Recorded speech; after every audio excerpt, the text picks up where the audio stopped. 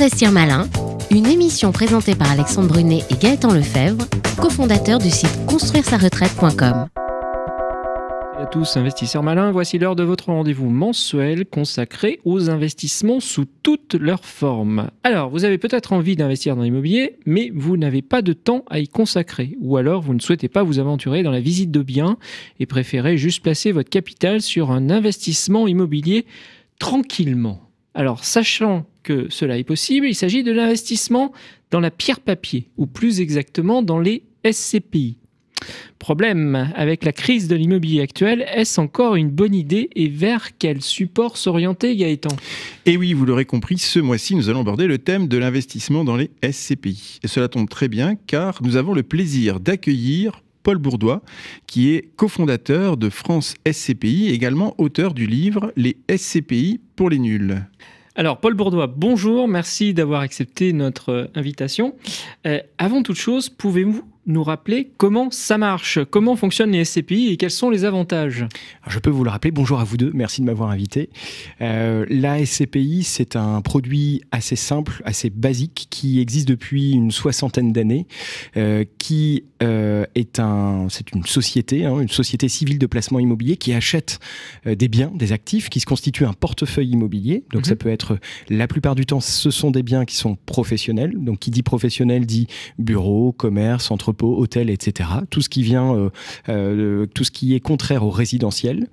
Et donc en se constituant ce portefeuille, eh bien évidemment, elle va le mettre en location. Donc il va y avoir différents locataires dans ce portefeuille et elle va encaisser les loyers. L'épargnant particulier peut acheter une ou plusieurs parts de cette société, de cette SCPI, et en contrepartie de son achat, de son investissement, il va percevoir des dividendes au prorata de ce qu'il a investi. Et vous me posiez la question des avantages, c'est ça ? Exactement. Les avantages, assez simplement... On est dans Investir Malin, donc il s'agit d'avoir des avantages. Les avantages, alors évidemment, le rendement qui est important. Depuis quelques temps, on est aux alentours de 4,5% en moyenne, sachant qu'il y a des SCPI qui peuvent aller jusqu'à 8% de rendement, donc c'est quand même sympathique. On a une stabilité dans le rendement aussi, ça c'est important de le noter, c'est un des avantages. On a effectivement depuis 30 ans, donc depuis les années 80, passé quelques crises, et bien depuis ces années 80, on n'a jamais eu un rendement des SCPI en moyenne qui était inférieur à 4% et jamais supérieur à 8%.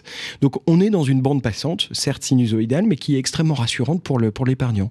Je peux me projeter. On a effectivement un cadre qui est réglementé, qui fait que c'est pas le Far West. Les sociétés de gestion qui gèrent les SCPI ne peuvent pas faire n'importe quoi.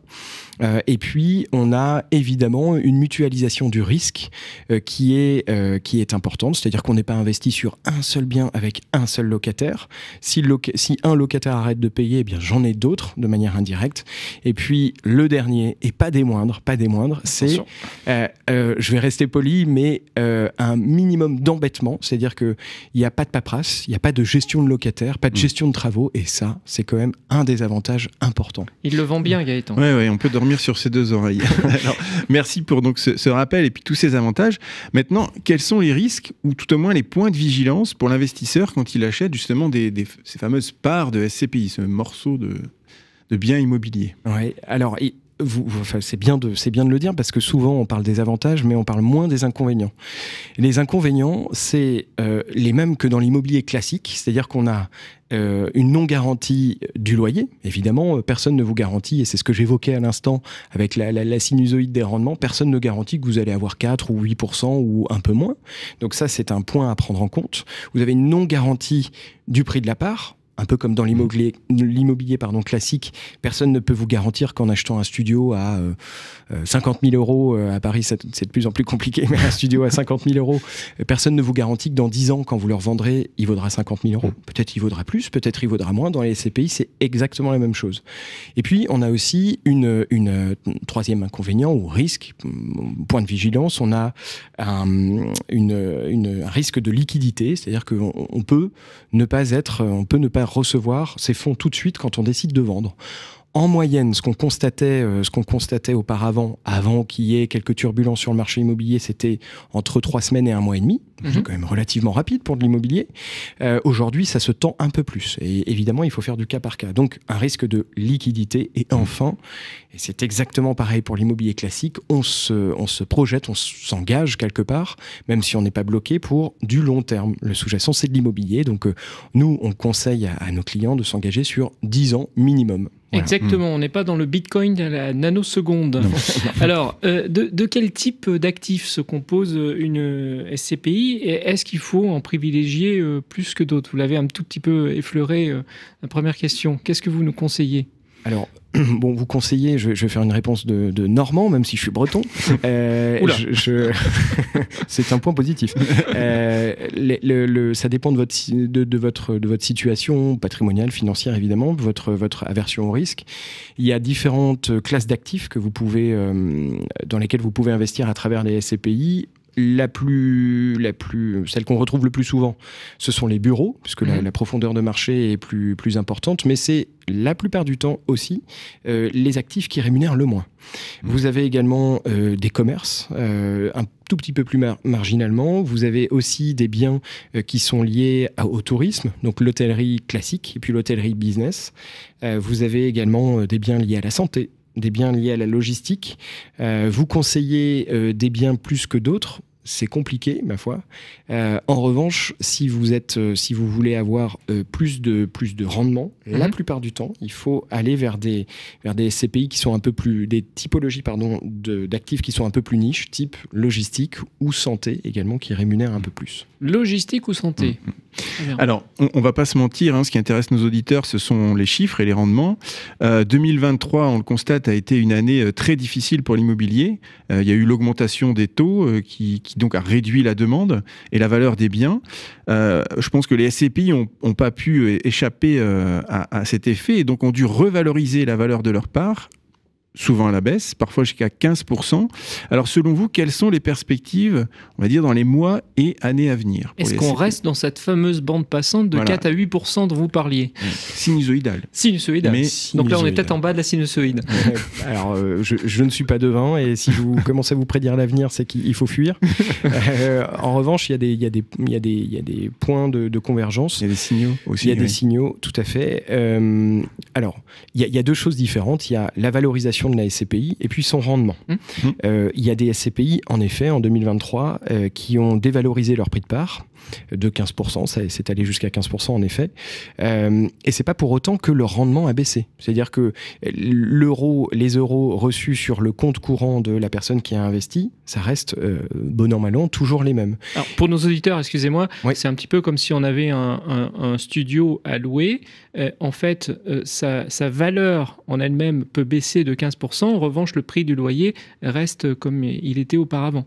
Exactement. Votre locataire, ce n'est pas parce que votre studio qui vaut 100 000 euros, pour prendre un chiffre rond, passe à 90 000 euros ou 85 000 euros que vous allez baisser votre loyer. Vous n'allez pas appeler votre locataire pour vous dire la valeur a baissé, je baisse aussi votre loyer. Non. En général, on garde le loyer. Donc, c'est deux choses distinctes, comme dans l'immobilier classique. Et donc, dans les SCPI, on retrouve aussi ce principe. Et donc, là, pour le coup, la sinusoïde, on est en bas ou en haut, plutôt en bas, je pense.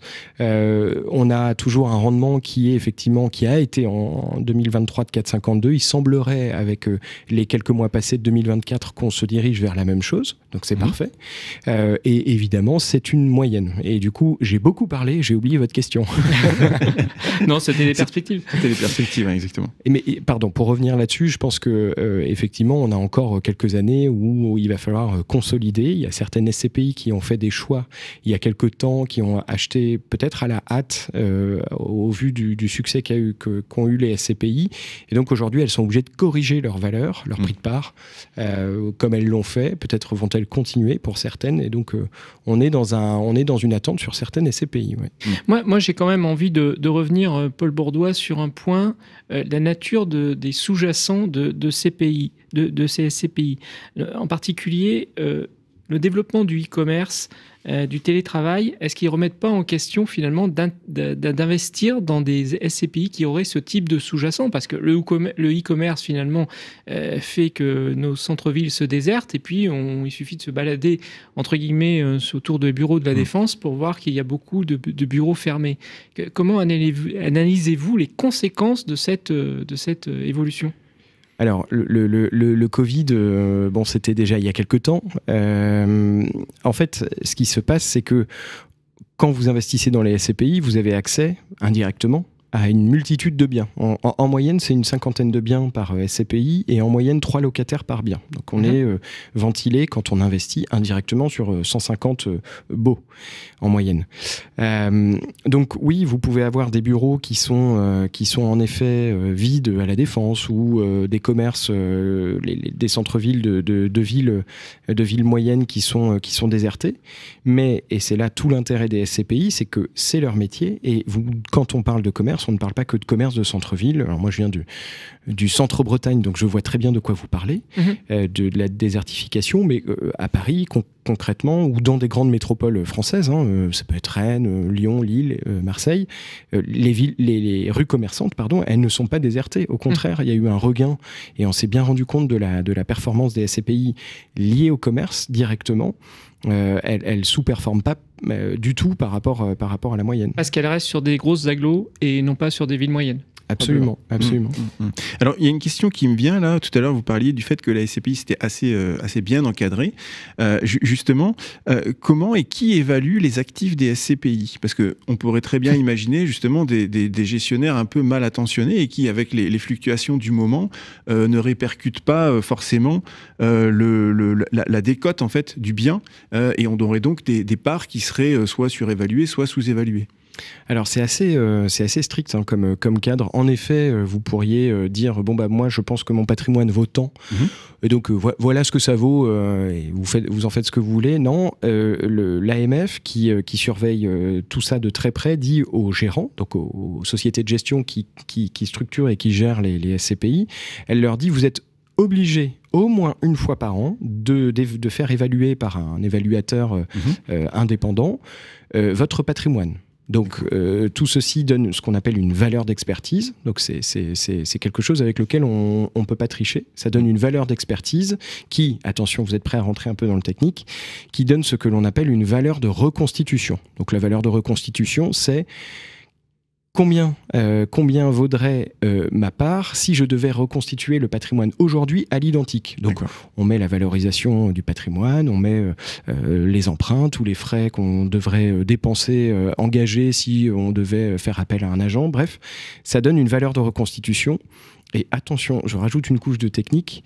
Cette valeur de reconstitution ne peut pas être éloignée de plus de 10% du prix de souscription. Ça veut dire que le prix de souscription, je ne sais pas si j'ai été très clair, c'est clair. Mais le prix de souscription, il est dans une sorte de tunnel plus 10, moins 10, qui fait que on voit très clairement si on achète, et d'ailleurs j'invite tous les personnes qui s'intéressent au SCPI à regarder le prix de souscription, le prix auquel on achète la part et la valeur de reconstitution pour savoir s'ils achètent de manière sous-évaluée ou surévaluée. D'accord. Oui, très bon conseil.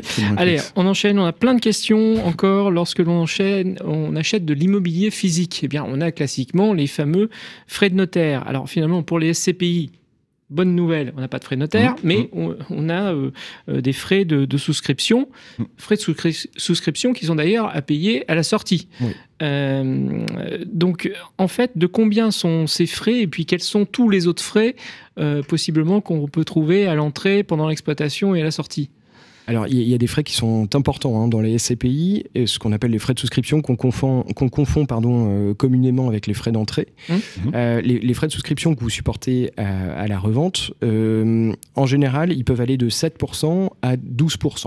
Donc, j'investis 100 000 euros. On va investir sur de long terme. Exactement, ça recoupe avec ce que je disais tout à l'heure, justement. J'investis, si les frais de souscription sont de 10%, j'investis 100 000 euros. Ce matin, je revends mes parts cet après-midi. C'est une très mauvaise opération parce que je ressors avec 90 000 euros. Bon. D'où la nécessité de conserver ces parts, comme vous le disiez, un certain temps pour amortir ces frais et pour les amortir notamment avec les rendements encaissés. Il y a une nouvelle génération de SCPI qui arrive et qui dit nous, les frais de souscription, on les met à zéro. Ça veut Mhm. dire que j'achète ma part, j'achète 100 000 euros de SCPI, et bien je les revends 100 000 euros. Mais il se rattrape ailleurs. Mais il se rattrape ailleurs. Et Voilà. évidemment, personne n'est philanthrope. À part vous, peut-être. Effectivement, et ce qui me permet de rebondir sur la deuxième partie des frais, il y a des frais qui s'appellent les frais de gestion. Donc, ce sont des frais que la société de gestion prend pour se rémunérer, pour rémunérer son travail de gestion, d'activité de gestion locative. Et en général, ces frais, ils sont pris sur les loyers qu'elle encaisse. D'accord. Donc, quand on se parle de frais, de taux de distribution, par exemple, ma SCPI a 5% de taux de distribution, ça veut dire que c'est vraiment 5% net dans ma poche. Avant D'accord. impôt. Net, oui. Avant impôt. Mais Net avant impôt. Net de tout frais. Et puis, pour terminer sur les frais, vous avez d'autres frais qui sont parfois pris par les sociétés de gestion, qui sont des rémunérations pour frais d'acquisition ou frais sur la revente, etc. Donc ça, vous pouvez le voir dans les statuts, dans les notes d'information des SCPI. Elles détaillent très clairement les frais. Et effectivement, si vous n'avez pas de frais de souscription, classiquement, vous avez un peu plus de frais par ailleurs. Alors, on l'a évoqué un tout petit peu tout à l'heure, et puis vous venez d'en parler, la revente. Donc, si on souhaite justement revendre ses parts pour aller soit vers un autre support ou un autre projet, est-ce que c'est facile et comment on s'y prend ? Alors c'est assez simple, vous n'avez pas à faire une annonce sur le Bon Coin ou se loger. Vous remplissez ce qu'on appelle un bulletin de cession. J'ai pas retrouvé le terme exact, mais ça va me revenir. Et effectivement, vous remplissez cet ordre de cession. Vous mettez votre état civil, point, et vous envoyez à la société de gestion qui enregistre bien votre demande de cession. Et c'est terminé. Et vous attendez que les fonds soient versés sur votre compte. Alors justement, l'attente, c'est de combien à peu près? C'est ce que vous évoquiez tout à l'heure? Oui, ça dépend des SCPI. En fait, certaines ont vu leur délai allongé, puisque il y a une sorte d'effet de panique sur certaines SCPI pour la cession. D'autres, c'est en moyenne, ce qu'on constatait, ce que je disais auparavant, c'était entre 3 semaines et 1 mois et demi. Ce qui, si on fait la comparaison avec un bien immobilier, est relativement court. Quand vous dites, bon, je vais vendre mon studio ou mon appartement, alors ça dépend dans quel coin, c'est toujours le même problème, mais si vous dites je veux vendre, entre le moment où vous dites je veux vendre et le moment où vous avez les fonds sur votre compte, il peut se passer plusieurs mois. Oui, voilà, si vous êtes gourmand en plus. Alors je crois que la question du mois est finalement relative à la question qui est posée par Pauline de Toulouse, qui nous dit: j'ai investi dans des SCPI il y a 3 ans et je dois revendre mes parts. Comme il y a une baisse des parts, je voudrais savoir s'il existe une sorte de marché d'occasion pour revendre à des particuliers. Est-ce que ça existe, ça? Bon, oui, ça existe. Alors déjà, je sais que la vie réserve parfois des surprises, mais en général, nous, ce qu'on dit aux personnes qui nous contactent, c'est: attention, n'investissez dans les SCPI que l'argent dont vous ne devez pas avoir besoin en cas de problème. Bon. Et donc 3 ans, c'est court, mais si Pauline de Toulouse ne peut pas faire autrement, oui, elle est bien obligée de les vendre. Après, la vie n'est pas un long fleuve tranquille, et parfois... on a des surprises, comme je le disais. Des surprises, tout à fait. Et donc, oui, il existe un marché de l'occasion. On peut retrouver, et là, c'est pas une plaisanterie, des parts en vente sur le Bon Coin. Donc, je sais pas si j'ai le droit de citer ce genre de site d'ailleurs, mais sur des sites, vous tapez part de SCPI, donc vous avez des personnes qui vendent. Mais si ça ne se fait pas via la société de gestion, si ça se fait donc comme on appelle de gré à gré, eh bien vous avez ce qu'on appelle des frais qui sont des frais liés à la transaction, et que les épargnants qui s'échangent les parts doivent supporter. Ouais, tout à fait. D'accord. Donc le mieux étant de dire à la société de gestion, eh bien moi je vous revends mes parts, je mets en vente mes parts et point. En fait, c'est tout le sujet qui s'est passé au début des années 2000, c'est que les SCPI ont subi un petit problème de liquidité. Et l'AMF, à l'époque, a dit: attention, vous, société de gestion, vous êtes obligés d'organiser ce qu'on appelle le marché secondaire, et donc de faire un carnet d'ordre pour mettre en face à face les acheteurs et les vendeurs. Voilà. D'accord. Eh bien, merci beaucoup, Paul Bourdois. Nous rappelons à nos auditeurs que vous êtes spécialiste de l'investissement en SCPI et cofondateur de France SCPI, également auteur du livre La SCPI pour les nuls. Quant à nous, nous vous donnons rendez-vous le mois prochain pour découvrir un nouveau thème. En attendant, vous pouvez nous retrouver sur notre site construire-ça-retraite.com dans lequel vous pourrez découvrir plein d'investissements malins. Et n'oubliez pas, demain se décide aujourd'hui, ne passez pas à côté des bonnes occasions en suivant les bons conseils de nos invités. Merci Paul Bourdois. Merci. Investir malin, une émission présentée par Alexandre Brunet et Gaëtan Lefebvre, cofondateurs du site construire-sa-retraite.com.